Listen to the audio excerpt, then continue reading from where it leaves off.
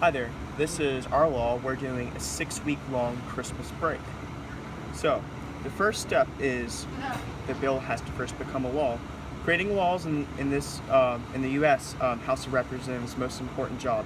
All jobs in the United States, all the laws start as bills. Before a bill can become a law, it must first be approved by the U.S. House of Representatives and the U.S. Senate and the President. So the bill begins basically as a law, and which starts as an idea. These ideas may come from representatives or from citizen, just like you or me. Citizens who have ideas for laws can contact their representatives to discuss their ideas. If the representatives agree, they research the ideas and write them into bills. Then the bill is proposed. When a representative has written a bill, the bill needs a sponsor. The representative talks with other representatives. The bill has a sponsor and the support of some of the representatives. It is ready to be introduced. Alright, when the bill is introduced, it's sent to the U.S. House of Representatives as a bill and introduced by it being placed in something called a hopper, which is a special box on the side of the clerk's desk. Only representatives can introduce bills in the U.S. House of Representatives. When a bill is introduced in the U.S. House of Representatives, a bill clerk assigns it to a number that begins with an HR. A reading clerk then reads the bill to all the representatives, and then the Speaker of the House sends the bill to one of the House's standing committees. So, following the bill goes to a committee.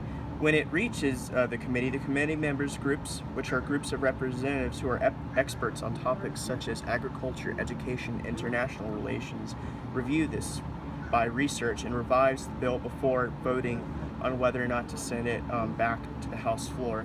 If the committee members would like more information before deciding if the bill should be sent to the House floor, it's sent to a subcommittee, which they follow up by gathering information and experts gather on this intel. Leonard. So then the bill is reported. When the committee has approved a bill, it is sent or reported to the House floor. Once reported, a bill is ready to be debated by the U.S. House of Representatives. When the bill is debated, representatives discuss the bill and explain why they agree or disagree with it. Then a reading clerk reads the bill section by section, and the representatives recommend changes. When all changes have been made by the bill, by the representatives, the bill is ready to be voted on. Okay. Alright, when the bill is voted on, there's 3 methods in which this happens by the U.S. House of Representatives. Via voce, which is the Speaker of the House asks the representatives who support the bill to say either aye, or those who oppose it say no. And then division, which is the second one, the Speaker of the House asks those representatives who support the bill to stand up and be counted, and then those who oppose the bill to stand up and be counted. So, and then the third is recorded. Representatives record their vote using electronic voting systems, and representatives can vote yes, no, or present if they don't want to vote on the bill. If a majority of the representatives say or select yes, the bill passes in the U.S. House of Representatives. The bill is then certified by the clerk of the House and delivered to the U.S. Senate. All right.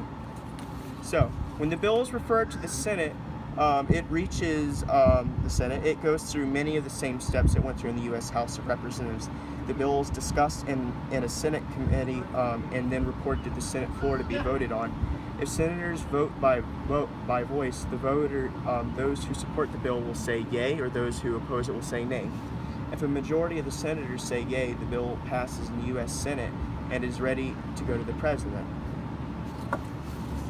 Alright, when the bill is finally sent to the President, there are a couple of things that the President can do. It mainly goes down to 3 choices. So, he can either sign and pass the bill and the bill becomes a law.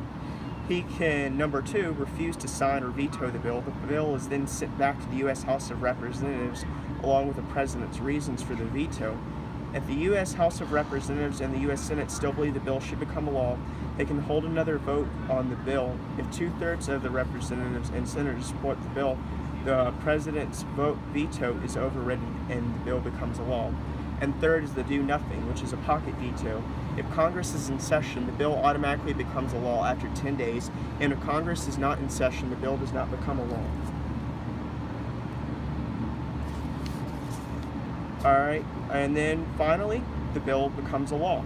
If the bill has passed in both the U.S. House of Representatives and the U.S. Senate, it has been approved by the President, or its presidential veto has been overridden. The bill becomes a law, and it is enforced by the government. Yay!